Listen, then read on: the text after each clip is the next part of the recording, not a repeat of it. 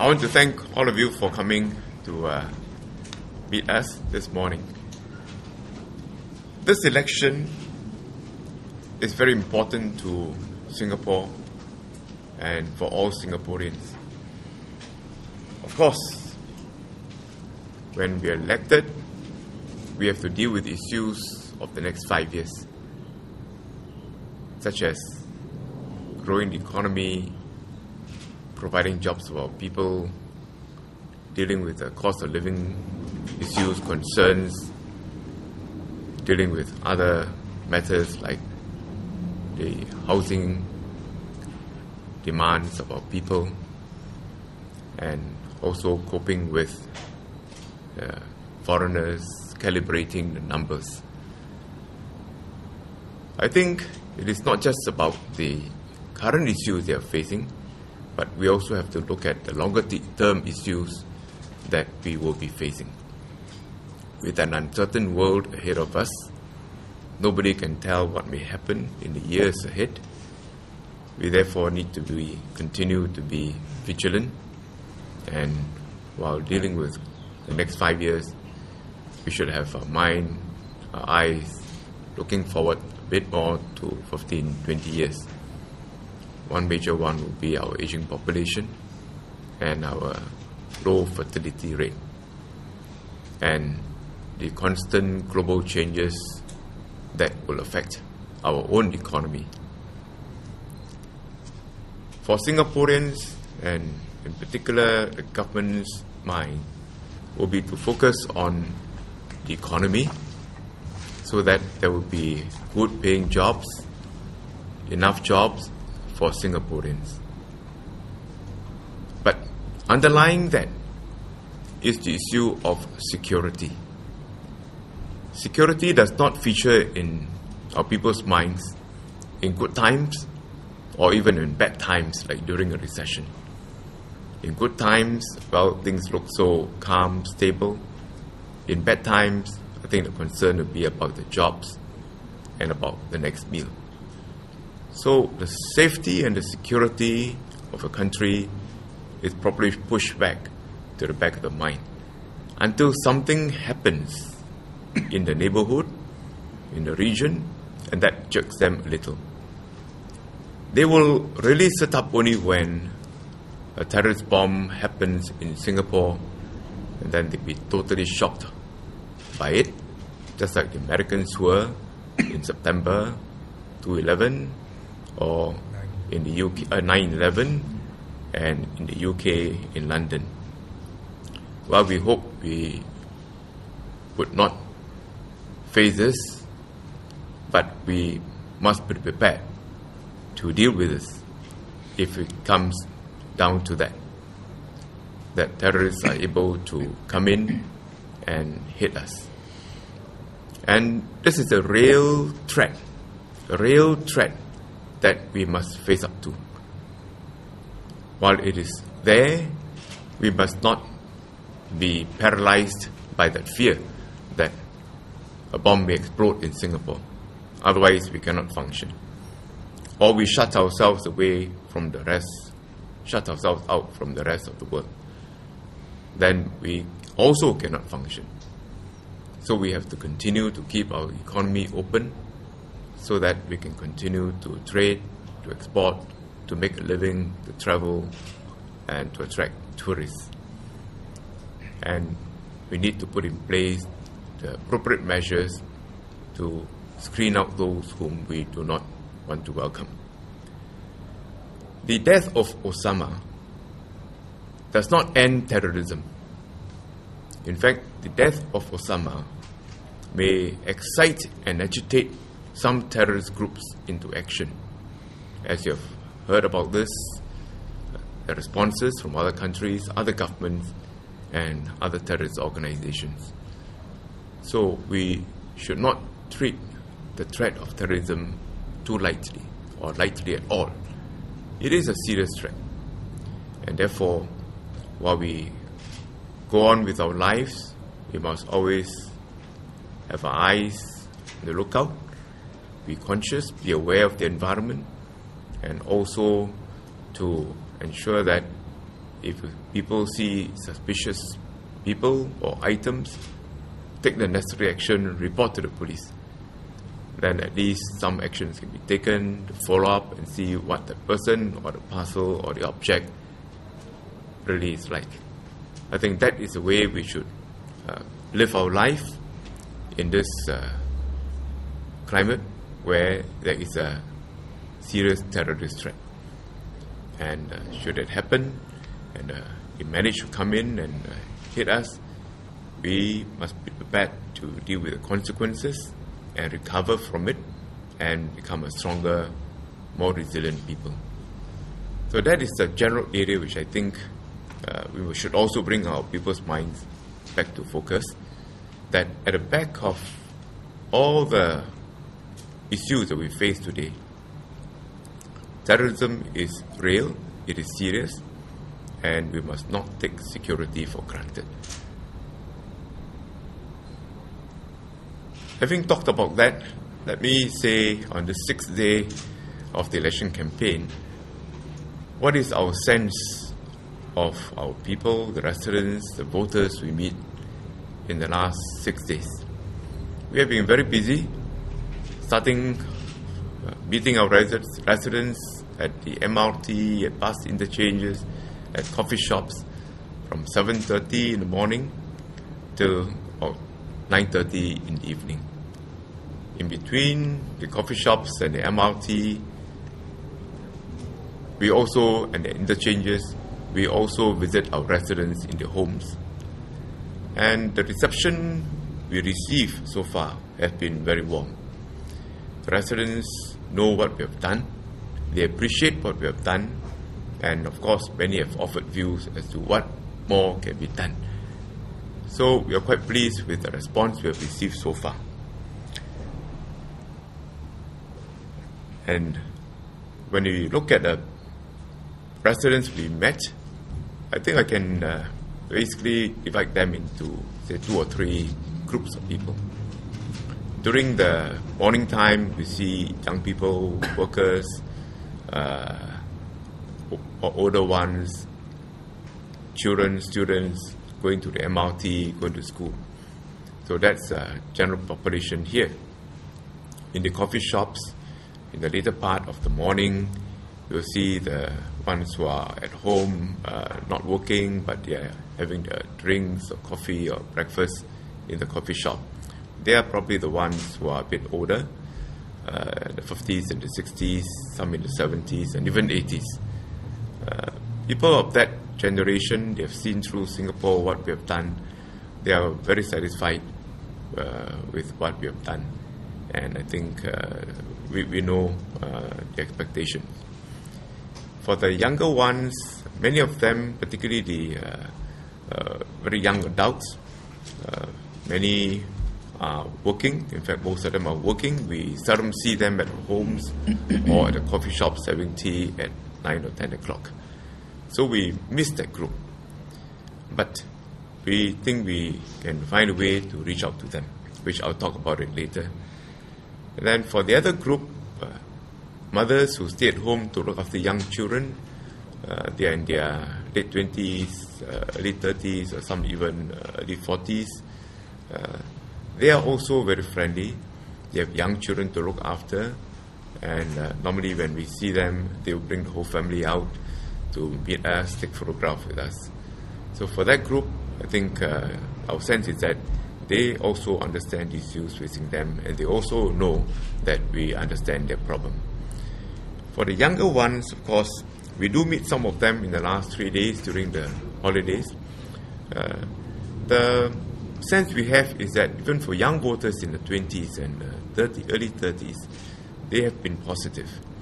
And from that sample, I think that the younger ones know what they want. Although they have different dreams from their parents, they have different expectations, different aspirations. But I think they know that the government has done well for them, and I believe that they will have confidence in this government to continue serving them. There are some concerns raised by residents.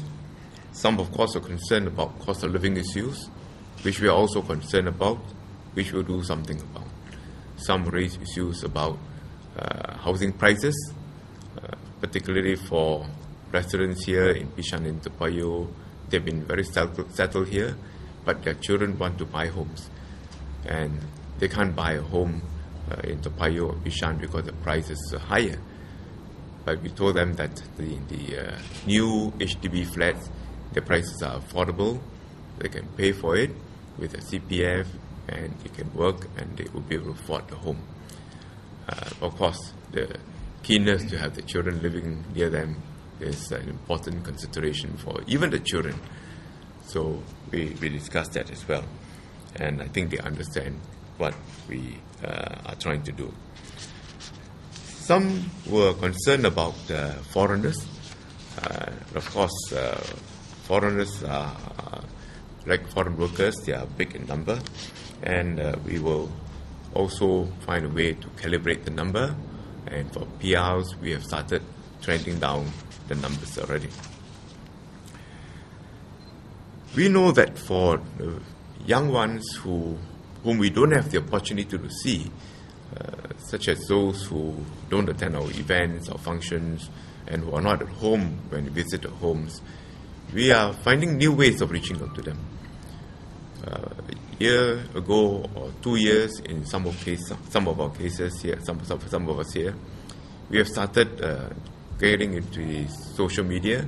We have set up blog sites, we have set up websites, we have set up Facebooks.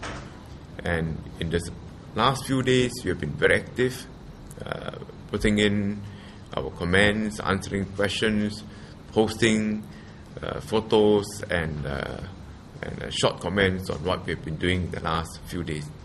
And even before the campaign started, we have already started to attract many friends and fans who followed what we have been doing.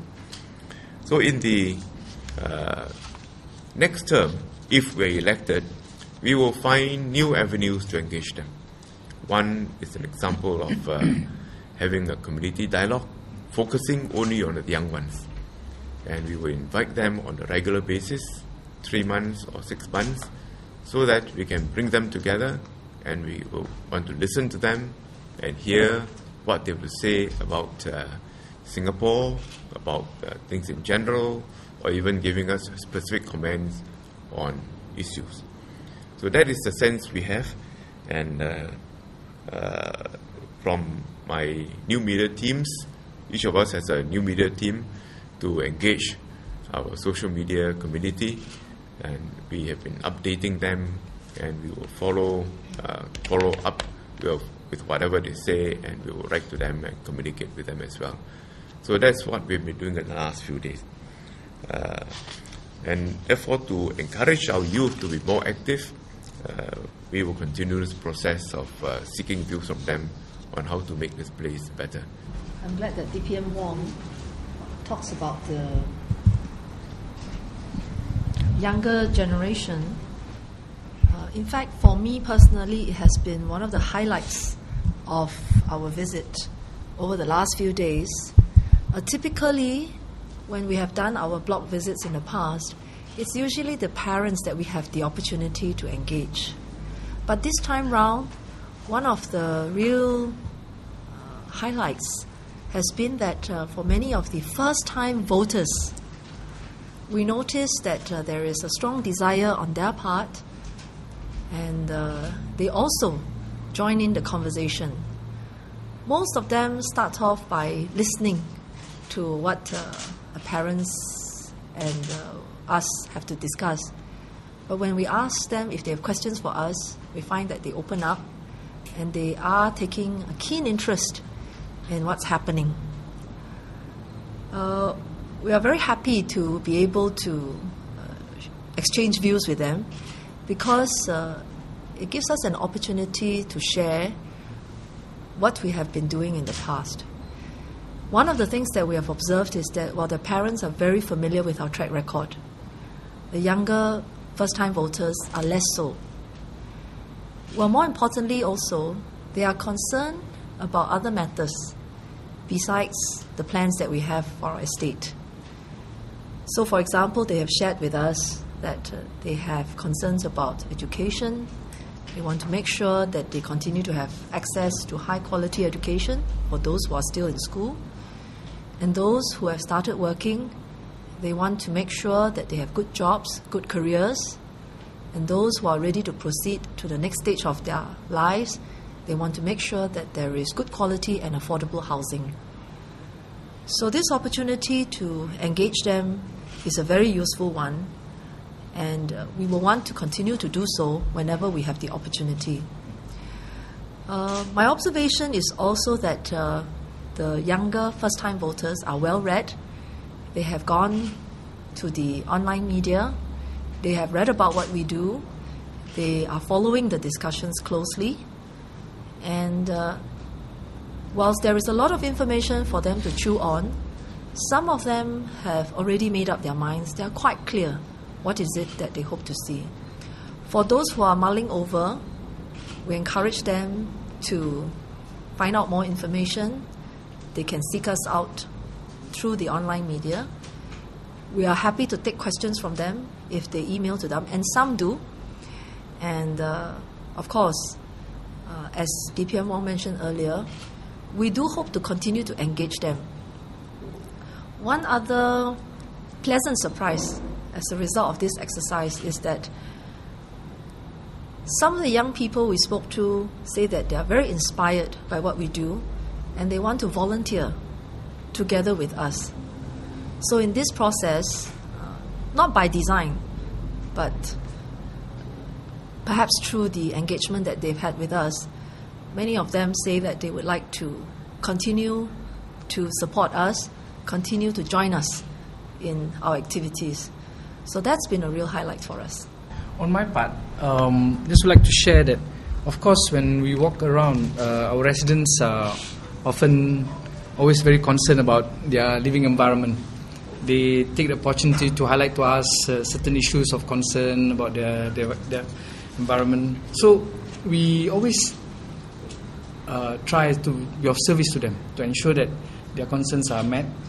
Just like when we develop our plans and when we figure out what to do for the future development, we do this based on all the feedback and our engagement of our residents. On our regular MPS, our house visit, residents will talk to us, this area has a lot of elderly, why don't you put in elderly exercise, why don't you put benches and seats, and then some areas, the younger ones would request for playground for the children, and then they also, so most of the work that we do, the facilities that we provide, is not random and ad hoc. We do it because we get feedback and we engage our residents. So we also telling them we are very prudent with the way we manage our resources to ensure that they understand that managing the town council resources also requires discipline and governance. And the proposals, the refinement and counter feedback from our residents will make us even do our job even better. So we engage them through many platforms, like what DPM says. We use our new media platform, our regular visits and so forth. And my sense about the past 6 days, people are very warm. They compliment us on the work that we do. But at the same time, they took the opportunity to tell us, hey, please look at the issues of cost of living. Please take a look at issues of the cost of housing. So they understand and they want us to try and improve situation. They're sensible, they compliment, at the same time, they want to engage us. So I get a sense that people want to talk to us and they also want us to do something about their concerns. For me, one thing this elections has done is to dispel this myth that our youth are politically apathetic. They are very much engaged with what's going on. I think the fact that they can vote focuses their mind on what's important and what the real issues are, which is why I'm very glad, I'm sure many of us are glad that many of them will have a chance to vote in these elections, because you can't beat the fact that you can vote to focus your minds on what is important. And The other myth is that the youth are homogeneous lot, that they all are concerned with the same issues. They're not. So different youth are concerned with different things. Those who are on the verge of graduating are concerned about jobs. Those who are going to get married are concerned about housing. Those who are still in school are concerned about the political process. So a number of issues that they are interested in. But the most important thing is they are interested in these issues and they want to get engaged and they want to discuss these matters with us. We have had many conversations with youths during this GE, but what's important to me is that these conversations shouldn't stop at the GE, and we should try and sustain this for as long as possible, create the avenues, which we will be doing, to continue these conversations. Because as Joe said, the youth come with different perspective from the older generation who are familiar with the government and the PAP and the track record they've had. They are not so familiar with the track record, so they are more concerned and interested in what's going to happen in the future. And the future throws up challenges which are very different from the challenges we faced in the past. So we have to have different discussions with them and have to meet those aspirations and ambitions as well. On the ground, the reception has been very positive. Most residents, if I can say, can be put in two different groups. The first group would be those who have been very receptive, very thankful for what's been done for the constituency and have shown us our support. And the other group are those who have raised issues, who are concerned about a number of things, but also feel that we have the team and the capabilities to meet those issues and have expressed support in that respect as well. So it's been warm, it's been positive, and this has been a great experience. As I said, there are many conversations that we've had, and those conversations should continue. Let me give 2 or 3, maybe 4 examples to illustrate the point made by Hari on how our youth are not apathetic, how they are very aware of what goes on, just by quoting 4 conversations I have with 4 young men. The first one was at the MRT station in Toa Payoh on Friday evening. He was waiting for us because we were shaking the hands of those who were streaming in and coming out of the MRT station, and he saw that the trains did not arrive and it was a loud period. He came forward, said, "Mr. Wong, I'm here going to vote for the first time and I'm 21 years old. I just have a question for you. What do you sense as the government's accountability and governance? What do you think of this position?" He wants to know my views on it. So I took about 10 minutes to explain to him what we mean and what we do to account to the people. And I tell him the kind of things we do to ensure that our governance are in tip-top shape. After listening to that, he asked me a couple more follow-up questions. He says, "I'm happy to talk to you."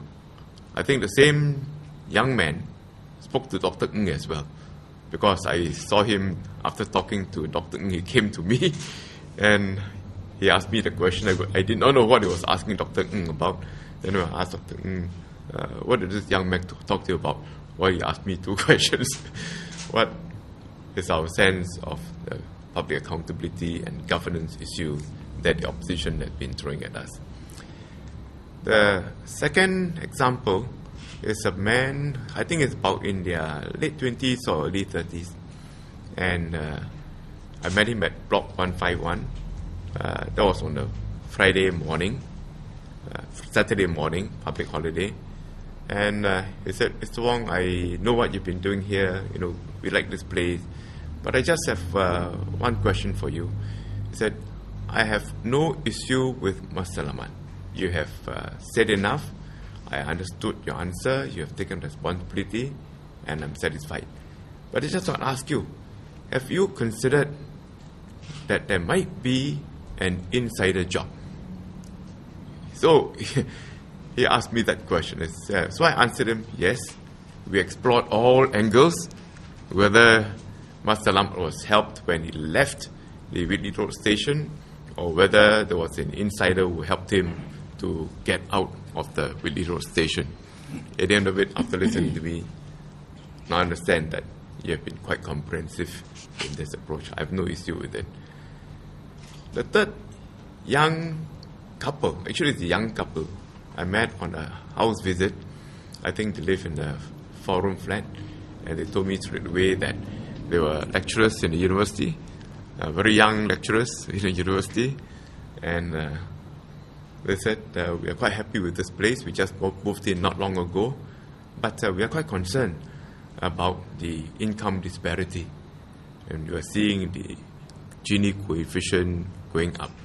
So, is the government going to do anything about helping the lower income and helping them so that they do not face such a great disparity in income?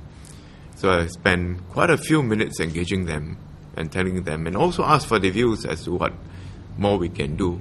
And we have an exchange, at the end of which he said, yeah, we understand the difficulties of the government, and we know that you've done as much as you could, and I'm glad to know that the government could do more to help these people in the lower income, including the middle income like us. So that's one conversation. Last night, I went to another block, and this time around, I didn't ask him what he was doing, but he definitely looks very young, and he asked me, how does the government, how does the PAP deal with the comments and the concerns of the young voters? Because now many of them go to the social media, they read what goes on the internet, they engage their friends in the Facebook, and they SMS each other. They said, most of the things I see in these social media platforms and internet are very negative, as if it's a different Singapore. But when I read that, I said, can't be the case, because Singapore, I know, is not like that. So is the PAP government going to do anything to engage the young people and also to get deep down into the social media so that you also have your views put across? So I explained to him what the party has been doing in the last year or so to come up with a refreshed platform of engaging of people through the internet. And I also told him that each of the candidates, and when they were MPs and as MPs too, they also have started on their new media platform. And now as candidates, you say if you go to the party website, you click on the constituency or you look for a name, you'll find practically everything about him on the internet, about things he did, things he do, and things he will do, and his views and the people he met, etc., etc. So he says, yes, I know that, but there's still a wide group of people out there who will be reading the other side and whose minds, will be influenced by all these negative thoughts. He said we should concentrate on this group of people and reach out to them. So I thank him for the idea, and I say it's very good. And in fact, before he asked me the question, he also said, I know the Masjid Ahmad issue. It's not an issue for me. Without my asking the question, off the cuff straight away, he said, this is not of concern. I know your answer, so I'm quite satisfied. But I want to know how you and the PAP are going to engage the young people. Then, of course, you also talk about the general issue of housing, the general issue of jobs and the economy, and foreigners included. Then I asked him at the end of the conversation, what do you do? And he said, I'm an SIM student, and I'm very keen, I'm very interested, and I want to know, how all the things that are going on will affect me in the future. A young couple, same night, different block, and they just moved in about 3 years ago, and they said, well, we're quite happy with this environment, and we see many new facilities, and we see many volunteers. We are still upgrading ourselves, doing a professional course, but my course will end earlier. I want to come and help you to serve. So he volunteered. And he said, my wife will also do that when she finishes her ACCA examination. So you see that young people are interested, they're concerned, and they want to be involved. And that's why I said earlier that we will provide new platforms to engage them. Because they're the young people who will inherit what we have. In fact, they're now inheriting what the previous generation have built and what the last generation leaders have built and their parents have built. And they see this quite clearly. But they're concerned about going forward, what's going to happen.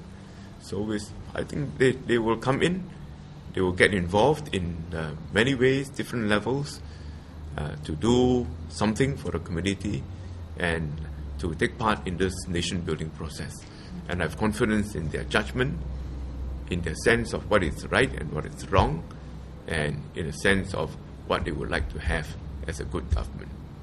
The third young man from SIM, he said, he actually looked at all the opposition parties and the candidate, and he thought that, well, right now, we want a good voice in Parliament, but he didn't think that the current group of people in the opposition are the ones that he would support. Just like that, he's offering his opinion, which means that he's a serious young man thinking about Singapore, thinking about his own future, and I'm very pleased with that.